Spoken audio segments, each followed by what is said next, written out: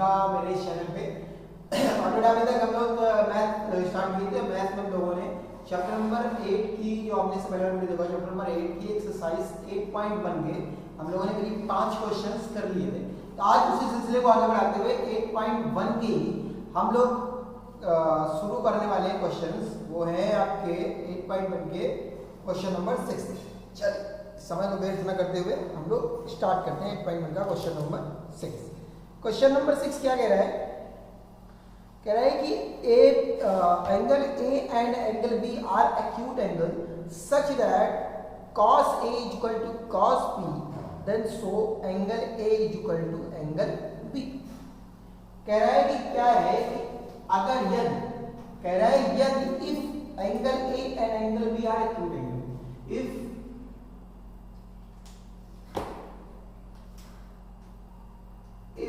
angle A and angle B are acute angle, क्या है बेटा? acute angle है। अगर acute angle है इसका क्या मतलब दोस्तों? अगर acute angle है इसका सिंपल सी बात कर रहा है कि सब दोनों क्या होंगे? लेस देन 90 होनी चाहिए। दोनों क्या होनी चाहिए? लेस देन 90 होनी चाहिए। एंगल ए और एंगल बी दोनों लेस देन 90 होनी चाहिए। सॉरी, ये तो ग्रेटर देन का साइन बन गया। लेस देन 90 होनी चाहिए। एक्यूट एंगल की बात वही होगी। एक्यूट एंगल उन एंगल्स को कहते हैं जो 90 से कम होते हैं। सिंपल सी बात है। अब कह रहे हैं कि अगर सच दैट ऐसा है कि cos A जो है आपका वो cos B के बराबर है, ऐसा कहा गया है। cos A जो है आपका cos B के बराबर है, तो आपको ये बताइए शो करना है कि एंगल A और एंगल B क्या होंगे? आपस में इक्वल होंगे। सिंपल सी बात है भाई। अगर cos A cos B आपस में बराबर है तो इसका मतलब cos A cos B अगर आपस में बराबर है तो अगर देखो एक प्रॉपर्टी का एक सिंपल से तरीका होता है, हम लोग अपने तरीके से निकालते हैं। क्वेश्चन ये है कि अगर कभी-कभी कैसे दिया जाए आपको cos थीटा की वैल्यू अगर आपको 1.2 देती है, क्या देती है? cos थीटा की वैल्यू 1.2 देती है, तो हम लोग ये मानते हैं कि cos थीटा की वैल्यू 1.2 कहां होती है? तो हम सभी को पता है cos थीटा की वैल्यू 1.2 होती है cos 60 पे। तो हम लोग क्या करते हैं? cos से cos यहां हटा देते हैं और थीटा की वैल्यू क्या आती है? 60 आ जाती है। ठीक उसी प्रकार से अगर यहां पर से cos भी बराबर है तो हम क्या करेंगे? cos A और इक्वल टू में cos B में लिखा, और चाहो तो इस cos को अगर ले जाओ मल्टीप्लाई में करेंगे डिवाइड हो जाएगा। तो ऐसे करके आप समझ सकते हो कि cos से cos कैंसिल हो जाएगा तो A और B के बराबर हो जाएगा। या कहते हैं यदि cos A cos B बराबर है, यदि cos A cos B बराबर है, then it is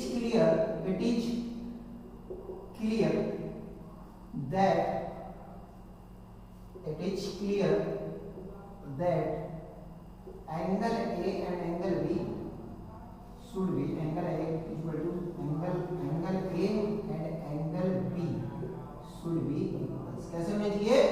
बराबर होने चाहिए। should be equals। क्यों? चलिए प्रूफ करते हैं। कैसे प्रूफ कर? अगर प्रूफ हो चुका है ऑलरेडी, लेकिन एक बार समझने चाहेंगे वो करें तो अगर एंगल A में कभी बाय चांस को बोल दिया कि cos 60, एंगल A क्या दे रखा आपको? 60 दे रखा बाय चांस।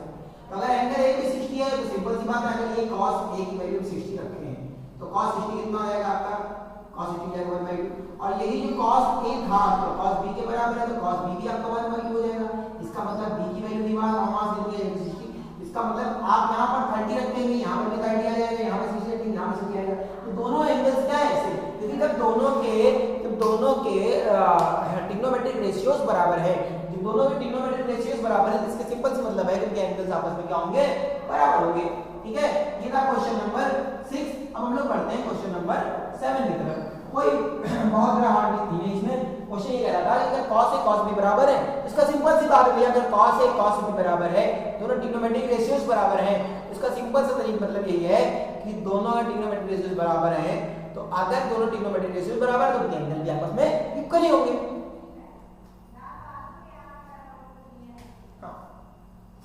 चलिए अब क्वेश्चन नंबर 7 की बात करें भैया। क्वेश्चन नंबर 7 क्या कह रहा है? क्वेश्चन नंबर 7 कह रहा है कि सर यदि दौड़ता हुआ कोई व्यक्ति आया पूछते हुए कि सर गुरुजी, दौड़ता हुआ व्यक्ति आया कि गुरुजी cot थीटा जो आपको दे रखा है सर, cot थीटा की वैल्यू आपको दे रखी है सर 7/8 दे रखी है सर। कितनी दे रखी है सर? 7/8 दे रखी है सर। अगर यदि cos थीटा की वैल्यू 7/8 दे रखी है तो हमसे पूछा गया है बेटा, हमसे पूछा गया है sin 1 प्लस sin थीटा, ये हमको फाइंड करना है। क्या करना है? फाइंड करना है। क्या पूछा गया? 1 प्लस sin थीटा और अपॉन में 1 प्लस कॉस थीटा, और ब्रैकेट में आपका है 1 माइनस साइन थीटा और 1 माइनस कॉस थीटा। ये पूछा गया आपसे, ठीक है। चलो बहुत बढ़िया। सेकंड इसी का पार्ट है कॉट थीटा भी पूछा गया आपको, सेकंड पार्ट इसी का है कॉट स्क्वायर थीटा पूछा गया, हाँ कॉस थीटा।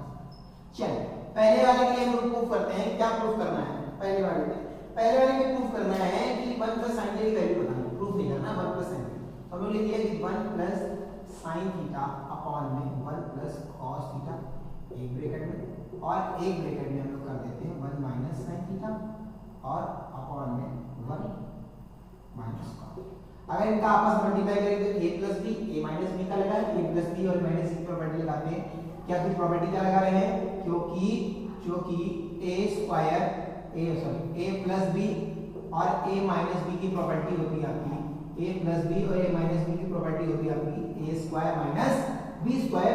उसी प्रॉपर्टी के थ्रू हम लोग क्या कर सकते हैं इसको a स्क्वायर 1 का square minus sine square theta. अब आप सेम चीज यहां पर भी इसको क्या करेंगे 1 स्क्वायर माइनस का cos स्क्वायर थीटा, ठीक cos स्क्वायर थीटा। अब यहां 1 का स्क्वायर बनी होता है तो 1 माइनस साइन स्क्वायर थीटा, जिसको याद है वो तो चट से लिख देगा, जिसको नहीं याद है भैया याद करो। अगर याद नहीं है तो याद करो, क्या बताए थे 3 फार्मूले बताए थे इंट्रोडक्शन वाले वीडियो में। कौन कौन से, एक बताया था sin square theta plus cos square theta equal to क्या होता है 1 होता है। इसकी प्रूविंग भी हो सकती है, बहुत सारे तरीके से प्रूविंग होती है इसकी भी, ठीक है।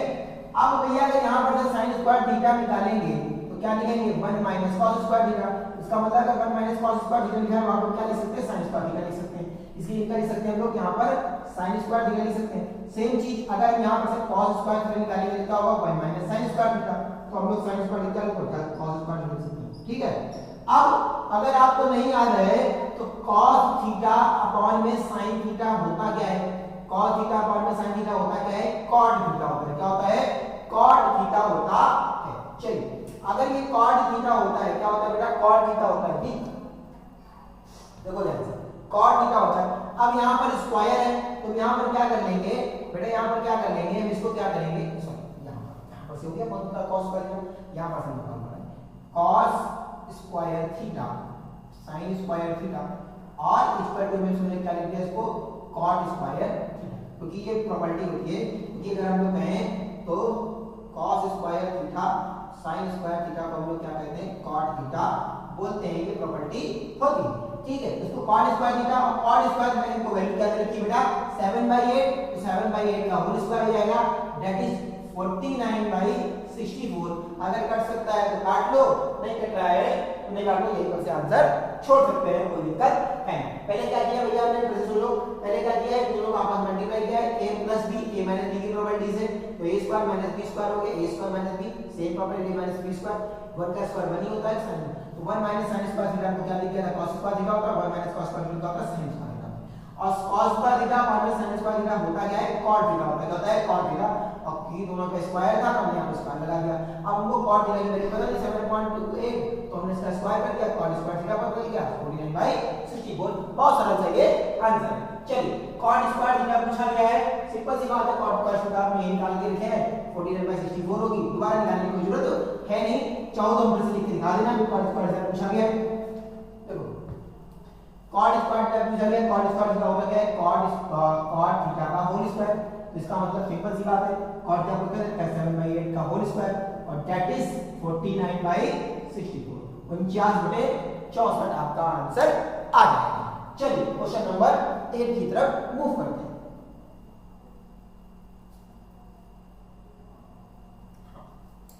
चलिए क्वेश्चन नंबर 8 की तरफ मूव करते हैं। बार बार मुझे वीडियो देखना पड़ता है क्योंकि कभी कभी मेरा मोबाइल है, क्योंकि मोबाइल से शूट करता हूँ तो मोबाइल कभी कभी शूट करते करते अपने मन से बंद हो जाता है, बहुत बेकार हो गया फोन मेरा। चलिए कोई बात नहीं, अब लोग क्वेश्चन नंबर 8 की बात कर रहे हैं बेटा।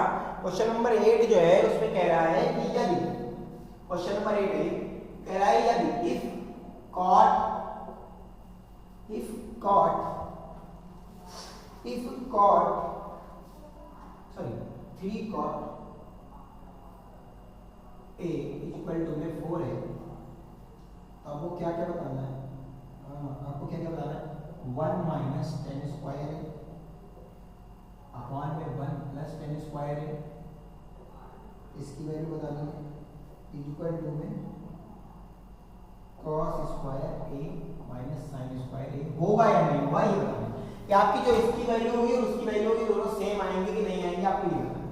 क्या दे रखा है आपको, फिर से क्वेश्चन समझिएगा कि आपको ये निकालना है, फाइंड करना है इन दोनों का कि ये दोनों इक्वल होंगे नहीं, ट्रू है या फॉल्स, ठीक, ट्रू है या फॉल्स। चलिए ट्रू है या फॉल्स, इसके लिए क्या करेंगे हम लोग cot ए की वैल्यू लिख लेंगे यहां पर से 4/3 विद इधर मल्टीप्लाई करेंगे।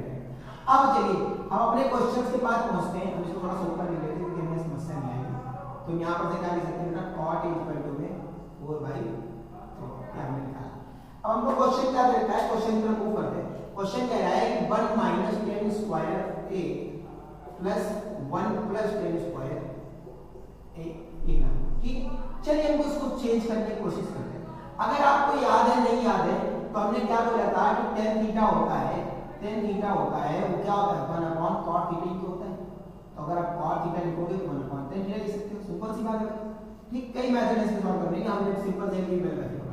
अगर इसको लिखेंगे तो इसको क्या लिख सकते हैं, cot थीटा क्या लिख सकते हैं, इसको लिख सकते हैं 1 में cot स्क्वायर ए अपॉन में इसे इंटीग्रेट करेंगे, यहां पर क्या लिखेंगे 1 में cot स्क्वायर, सिंपल सी बात है, ठीक।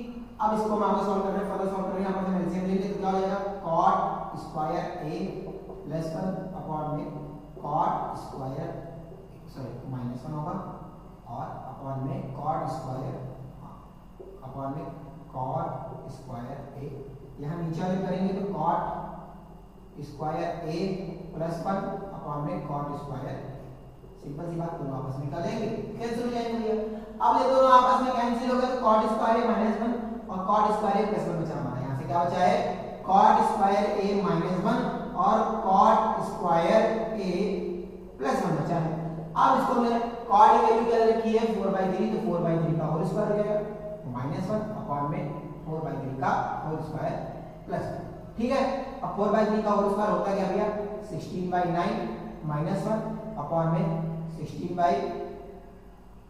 प्लस 9 सॉरी 16/9 प्लस, ठीक। यहां पर से फिर से लेंगे 9 ऊपर आ जाएगा 16 माइनस 9 अपॉन में 9, इधर लिखेंगे 16 प्लस 9 अपॉन में 9, 9 से 9 कैंसिल, 9 से 9 कैंसिल, ऊपर से क्या बचा आपका 16 माइनस 9 और यहां बचेगा 16 प्लस 9, कितना होता है भैया 16 माइनस 9 आपका हो गया ये 7 और 9 से 16 और 4 20 और 25, कितना हो गया 7/25, कितना हो गया 7/25, कितना हो गया 7/25। ये हमारा इसका आंसर आ गया, इसका आंसर हमारा यहाँ पर से क्या आया 7/25।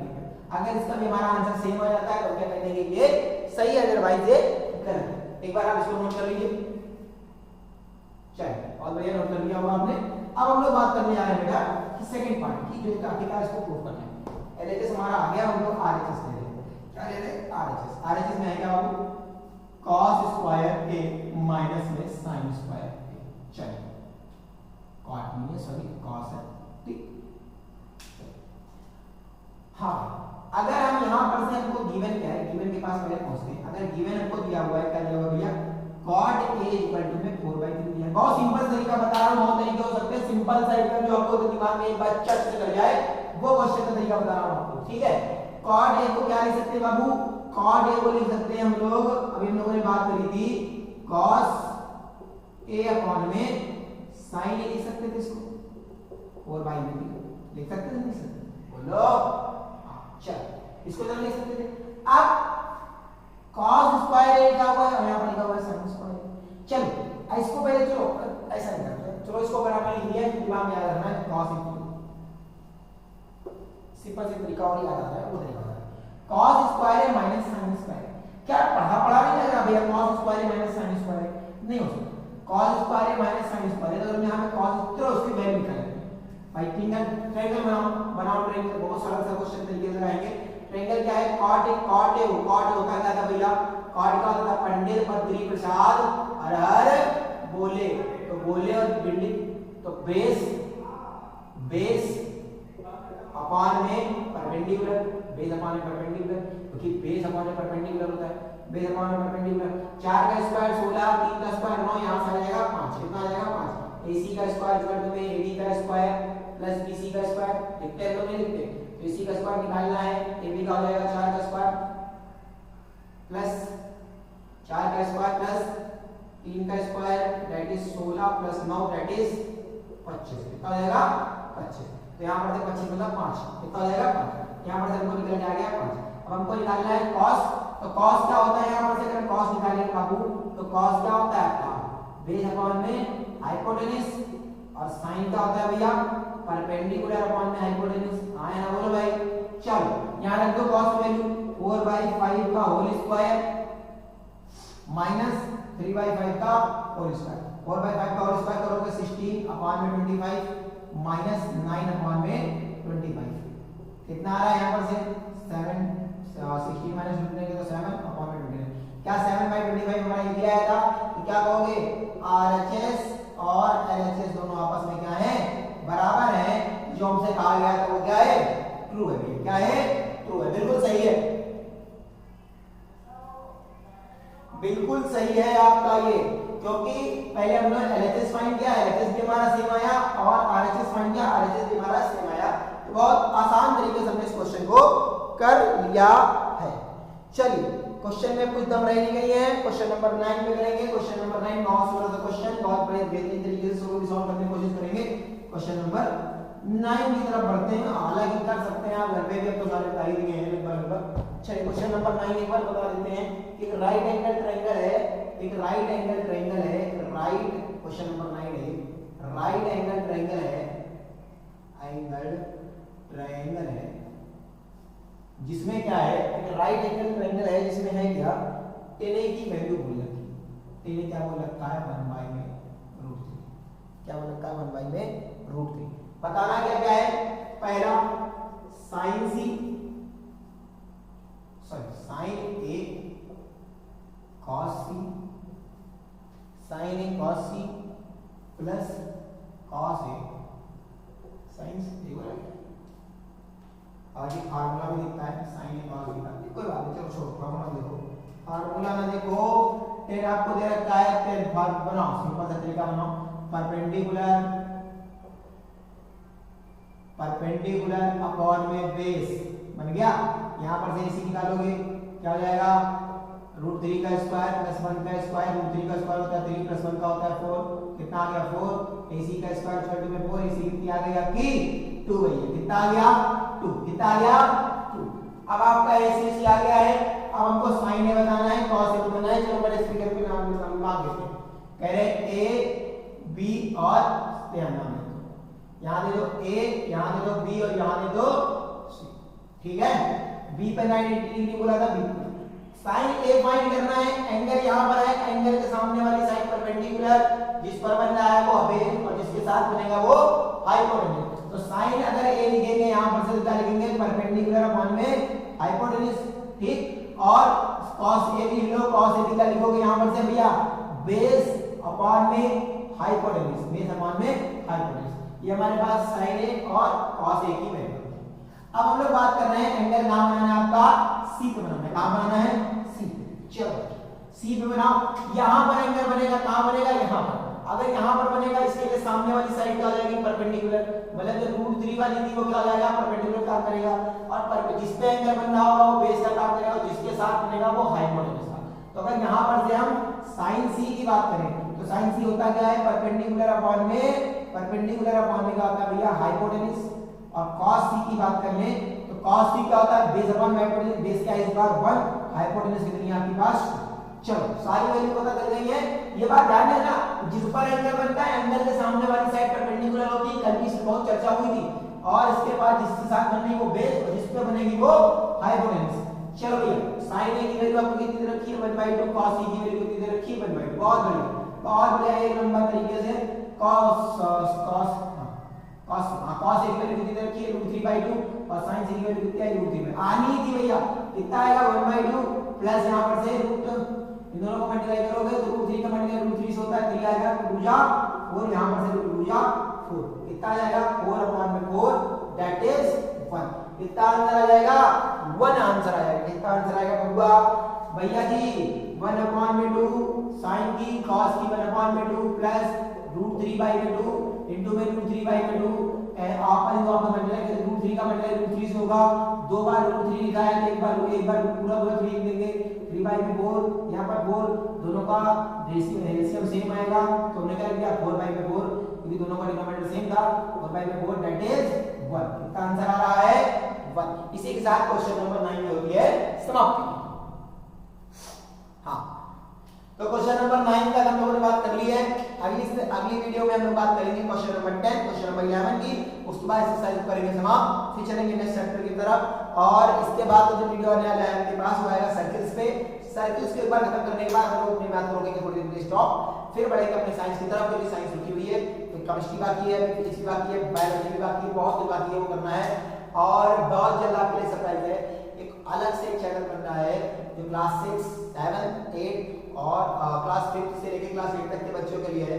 तो जो लोगों जिनके घरों पे आपके छोटे छोटे भाई बहन हैं उनको बताइएगा कि उसमें क्लास 5 से लेकर क्लास 8 तक के मैथ और साइंस ये दोनों चीज़ हर्ष भैया पढ़ाएंगे और बहुत अच्छे तरीके से एक्सप्लेन करने की कोशिश भी करेंगे, क्योंकि मेरे जो छोटे छोटे बालक हैं उनकी बहुत डिमांड थी मेरी कोचिंग में जो है जिनको मैं पढ़ाता हूँ वो डिमांड थी सर आप 90 में पढ़ाते रहते हैं हम लोग नहीं पढ़ाते हैं, तो वही बात है तो उनके लिए बनाएंगे और उसमें आपको नया मिलेगा कुछ और कोशिश करूँगा कुछ आपको नया देने की, नया कंटेंट देने की और नए तरीके से क्वेश्चन को सिखाने की। तब तक के लिए बने रहे मेरे साथ और थैंक यू और ऑल द वेरी बेस्ट। इनके एग्जाम चल रहे हैं बहुत अच्छे तरीके पेपर और इनके एग्जाम नहीं चल रहे हैं वो पढ़ाई करते रहना है, ठीक है। चलिए नमस्कार।